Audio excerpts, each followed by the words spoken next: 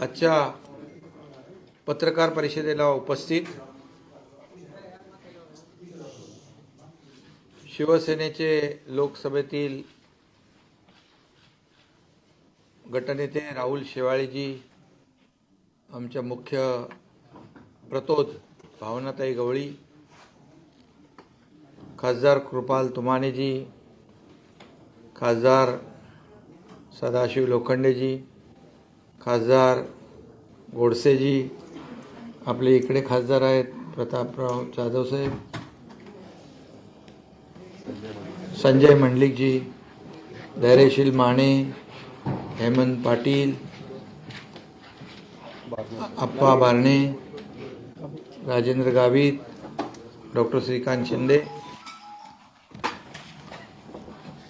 आणि सर्व पत्रकार मित्रांनो, पत्रकारांचं मी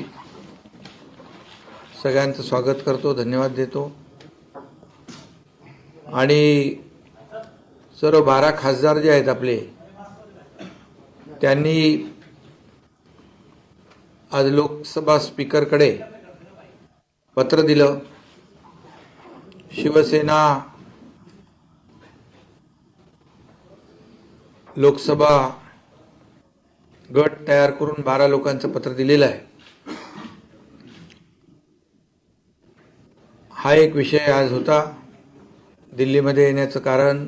दुसरा एक महत्त्वाचा विषय जो ओबीसी रिझर्वेशन जे आहे त्याची उद्या केस आहे आणि त्या संदर्भात देखील सर्व वकील तज्ज्ञ यांच्यासोबत बैठक, प्रिपरेशन आणि सगळ्याच गोष्टींवर चर्चा.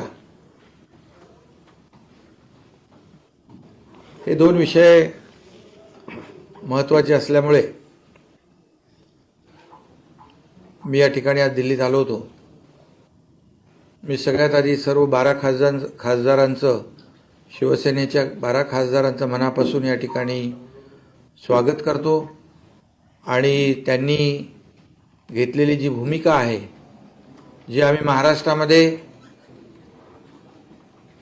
बाळासाहेबांच्या विचारांची भूमिका, किंबहुना आमचे गुरुवर्य आनंद दिघे साहेबांचे विचार, हे घेऊन आम्ही महाराष्ट्रामध्ये शिवसेना भाजपा युतीचं जे सरकार स्थापन केलं, याच्या बाबतीमध्ये आपल्याला मला पुन्हा सांगण्याची आवश्यकता नाही. यापूर्वी देखील आपली भेट झाली होती. पण जी भूमिका आम्ही सगळ्यांनी 50 आमदारांनी घेतली, त्या भूमिकेचं समर्थन राज्यभरातून सर्व शिवसेनेचे कार्यकर्ते, पदाधिकारी यांनी तर केलेलंच आहे, परंतु महाराष्ट्रातल्या जनतेने देखील त्याचं समर्थन मोठ्या प्रमाणावर केलेलं आहे. कारण आम्ही शिवसेना भाजप युती जी आमची ट्रिपल अलायन्स होता, त्या निवडणुकीमध्ये आम्ही जी सार्वत्रिक निवडणूक लढलो ते एकत्र लढलो होतो आणि गेल्या महिनाभरामध्ये आम्ही तो निर्णय घेतला. जे 2.5 वर्षापूर्वी व्हायला पाहिजे होतं ते आम्ही शिवसेना भाजपा युतीचं सरकार, जे सर्वसामान्य लोकांचं सरकार, या महाराष्ट्रामध्ये प्रत्येक जनतेच्या मनामधलं असलेलं सरकार आम्ही स्थापन केलं आणि त्याला मोठ्या प्रमाणावर प्रतिसाद देखील या ठिकाणी मिळतोय. आम्ही अनेक निर्णय देखील सरकार स्थापन झाल्यानंतर तातडीने घेण्याची सुरुवात केली. आपल्याला त्या बाबतीत देखील माहिती आहे. शेतकऱ्यांच्या 50,000 रुपयाचा कर्ज परतफेडीचा विषय असेल, पेट्रोल डिझेलवरचे 5 रुपये 3 रुपये कमी करण्याचा निर्णय असेल, मोठ्या प्रमाणावर राज्यामध्ये शेतकऱ्यांच्या आत्महत्या कमी व्हाव्यात यासाठी जमीन सिंचनाखाली, ओलिताखाली आणण्याचा निर्णय असेल, असे अनेक निर्णय आहेत. जे प्रलंबित जे आमचे प्रकल्प आहेत ते पूर्ण करण्याचा निर्णय असेल, जे लोकहिताचे निर्णय आम्ही आमचं सरकार घेत आहे आणि केंद्र सरकारचं देखील त्याला म्हणजे आदरणीय प्रधानमंत्री महोदय असतील, गृहमंत्री असतील, प्रधानमंत्री महोदयांनी देखील पूर्ण पाठिंबा महाराष्ट्रातल्या सरकारला दिलाय। त्यांनी सांगितलेलं आहे राज्याच्या विकासासाठी, राज्याच्या उत्कर्षासाठी, राज्याच्या सर्वांगीण विकासासाठी कुठेही काही कमी पडू दिलं जाणार नाही अशा प्रकारे आश्वस्त केलेलं आहे। केंद्र आणि राज्य सरकार जेव्हा एकत्र येऊन काम करतं तेव्हा त्या राज्याचा उत्कर्ष आणि विकास मोठ्या वेगाने होत असतो। आणि म्हणून मी आदरणीय प्रधानमंत्री महोदयांना देखील मनापासून या ठिकाणी धन्यवाद देतो, गृहमंत्री महोदयांना देखील मनापासून धन्यवाद देतो।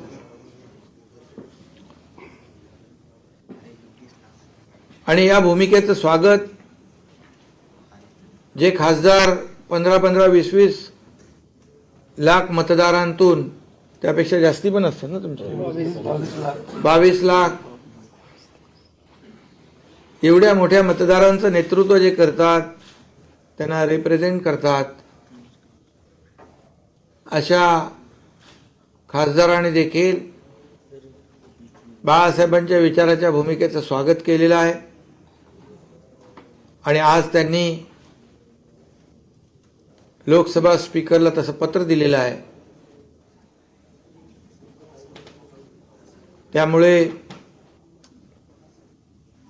या महाराष्ट्रामध्ये जेवढं काही चांगलं काम करता येईल लोकांसाठी, सर्वसामान्यांसाठी, ते आमचं सरकार म्हणजे लोकांचं सरकार त्यामध्ये कुठेही कमी पडणार नाही अशा प्रकारची भूमिका आमची आहे।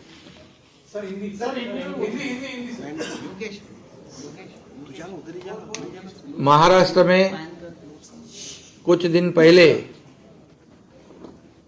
शिवसेना भाजपा का सरकार स्थापित हुआ।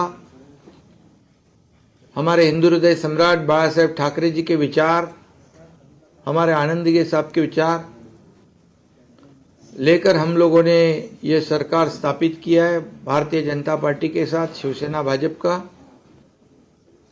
उसे भारी समर्थन जनप्रतिनिधि, लोकप्रतिनिधि और महाराष्ट्र की जनता ने दिया हुआ है। आपको पता है सर, रोजाना हजारों लोग यहाँ पर आते मुंबई में और बड़े पैमाने पर हमारी भूमिका जो है उसका समर्थन कर रहे हैं। क्योंकि हम लोगों ने जो भूमिका ली हुई है, जो नेचुरल अलायंस हम लोगों ने की है, जो 2.5 साल पहले नहीं हुआ था, वो हम लोगों ने किया है। ये पूरी जनता ने उसको स्वीकार किया है। हमारी सरकार जो है उसे आदरणीय प्रधानमंत्री महोदय जी, गृहमंत्री महोदय जी और केंद्र सरकार का पूरी तरह समर्थन प्राप्त है।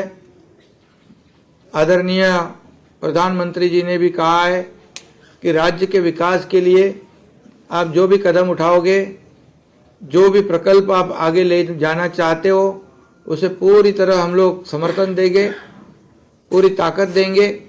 इसलिए मैं उनका आभारी हूँ। ये दिन पे दिन जो समर्थन राज्य से, राज्य की जनता से हमारी सरकार को मिल रहा है, ये इसीलिए क्योंकि हम लोगों ने जो भूमिका ली हुई है, ये जनता के दिल की भूमिका है, उनके मन की भूमिका है। और हम लोग सर्वसामान्य जो आम आदमी है, उसके जो दुख दर्द है, ये राज्य का सर्वांगीण विकास कैसे करना चाहिए, ऐसी हमारी कोशिश है। और हमने शुरुआत में ही ये जनता की जो मांग है, जनता की जो समस्या है, उसको हल करने की शुरुआत की हुई है। जैसे किसान जो आत्महत्या करते हैं उसकी संख्या कम हो, न के बराबर हो, ऐसी हमारी कोशिश है। इसलिए 50,000 रुपये जो रेगुलर कर्ज फेड कर रहे थे, उनको हम लोगों ने निर्णय लिया हुआ है, उनको 50,000 रुपये इंसेंटिव देने का। पेट्रोल डीजल जो है हमारी सरकार ने, पहले सरकार ने कम नहीं किया था, केंद्र सरकार ने उनका टैक्स कम किया था, वो भी हम लोगों ने पेट्रोल में 5 रुपया, 3 रुपया डीजल में, वो भी एक जनता की जो मांग थी उसको हम लोगों ने हल किया है। और पूरी तरह अभी मैं सब बताऊंगा नहीं, लेकिन जो भी निर्णय है जनता के हित का हम लोग करेंगे। जो जनता चाहती है, जो लोग फेस करते हैं, ये सभी समस्या, ये सभी प्रश्न हम लोग निश्चित रूप से सरकार के तरफ से हल करने की कोशिश करेंगे। हमारा कोई भी निजी एजेंडा नहीं होगा।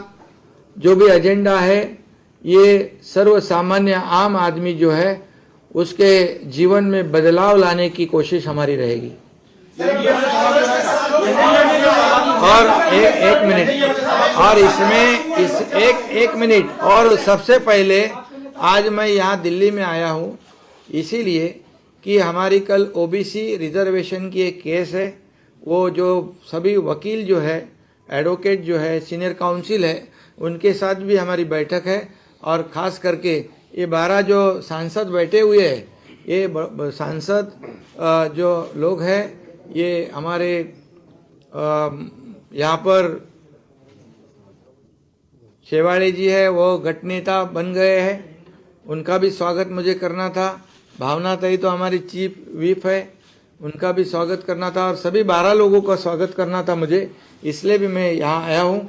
अभी ये 12 सांसद जो है उन्होंने भी हमारे जी बाला साहेब ठाकरे जी के जो विचार वाली जो भूमिका है उसे स्वीकार किया है, उसको समर्थन दिया है, ताकि वो जानते हैं कि महाराष्ट्र में जो विधायक लोगों ने जो भूमिका ली हुई है वो लोगों के हित की है और राज्य के विकास की है। इसलिए मैं ये 12 सांसद जो है उनको भी धन्यवाद देना चाहता हूँ।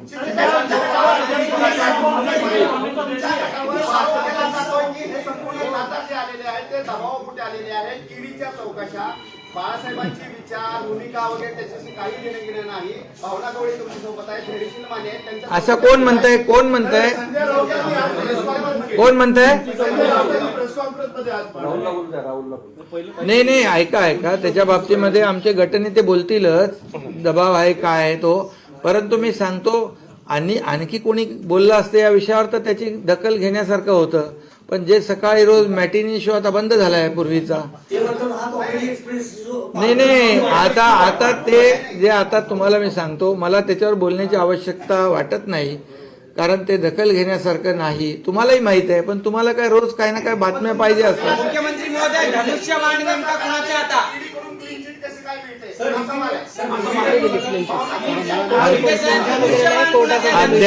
अद्याप ऐका, त्यांचं मॅटर जे होतं ते कोर्टात आहे। कोर्टाने त्या बाबतीमध्ये त्यांच्या बाजूने निर्णय दिलेला आहे। तुमचा गैरसमज आहे, त्यामुळे सरकारने आमच्या कुठली त्यांना क्लीन चिट दिलेली नाही। तुमची माहिती थोडीशी सुधारून घ्या। आणि आपल्याला मी सांगतो की या जे आपले खासदार आहेत, हे खासदार अरे 20-22 लाख लोकांमधून निवडून आलेले आहेत। एक ग्रामपंचायत सदस्य, नगरसेवक पण इकडे तिकडे जाताना खूप विचार करतो। आज याचा विचार करण्याची आवश्यकता आहे।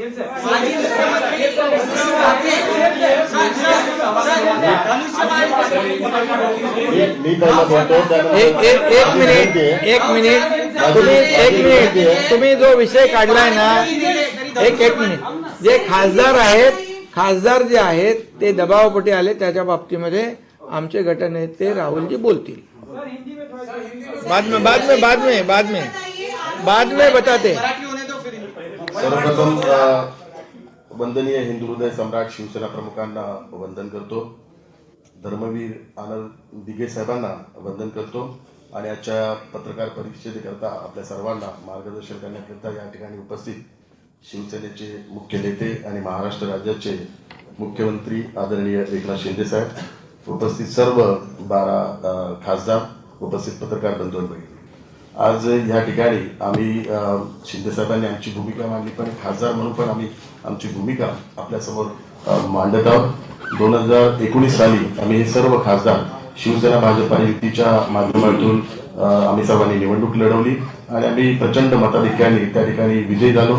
आणि 2019चा आमचा जो वचननामा होता, तो वचननामा शिवसेना पक्षप्रमुख आदरणीय उद्धव साहेबांनीच तो वचननामा बनवला होता। त्या वचननाम्यात 4 गोष्टींचा मी उल्लेख करतो। वचननाम्यात पहिली गोष्ट होती, देशाच्या संरक्षण आणि राष्ट्रीय सुरक्षेला प्राधान्य, शेतकरी, कामगार व सर्वसामान्य जनतेच्या हितासाठी शिवसेना भाजप पक्ष एकत्रित राहील। हिंदुत्वाचे रक्षण व राम मंदिराच्या उभारणीसाठी भाजप सोबत युतीचा निर्णय आणि गेल्या 60-70 वर्षात काँग्रेस सरकारला जे जमले नाही असे महत्वाकांक्षी निर्णय घेऊन विकासाचे प्रकल्प उभारणीसाठी या 5 वर्षात सुरुवात झाली. सदर प्रकल्पांच्या पूर्ततेसाठी अजून 5 वर्ष राष्ट्रीय लोकशाही आघाडी म्हणजे एनडीएला संधी देण्यासाठी ही युती महत्वाची. भ्रष्टाचाराला आळा, सर्वसामान्य जनतेच्या हितासाठी नवनवीन योजना, महिला व युवा वर्गांसाठी रोजगार, स्वयंरोजगाराचे प्रकल्प उभारण्याची दूरदृष्टी व सक्षम विचार करून निर्णय घेणाऱ्या पंतप्रधान श्री नरेंद्र मोदी यांना पुन्हा एकदा संधी मिळायलाच हवी, म्हणून शिवसेना भाजपा युती महत्वाची. हे आदरणीय शिवसेना पक्षप्रमुख उद्धवजींनी हा आमचा वचननामा बनवला होता आणि त्या वचननाम्याच्या माध्यमातूनच आम्ही निवडणूक लढवली होती आणि त्या निवडणुकीत आम्ही प्रचंड मताधिक्याने आम्ही निवडून आलो.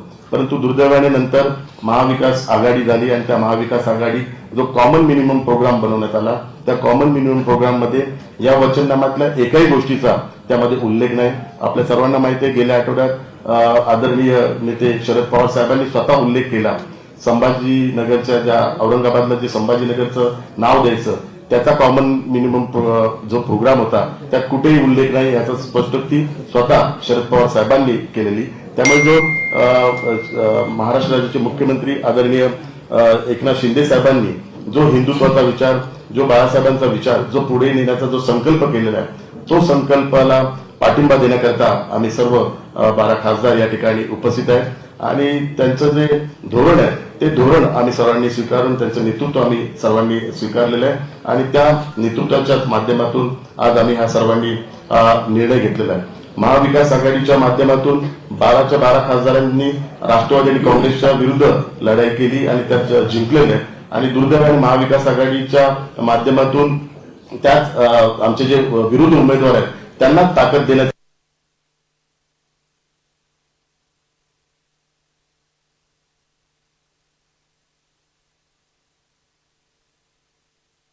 माध्यमातून आम्हाला कित्येक तांत्रिक अडचणी होत होत्या, विकास कामाच्या दृष्टिकोनातून अडचणी येत होत्या आणि त्या काळात आदरणीय मुख्यमंत्री एकनाथ शिंदे साहेबांनी आम्हा सर्वांना युडी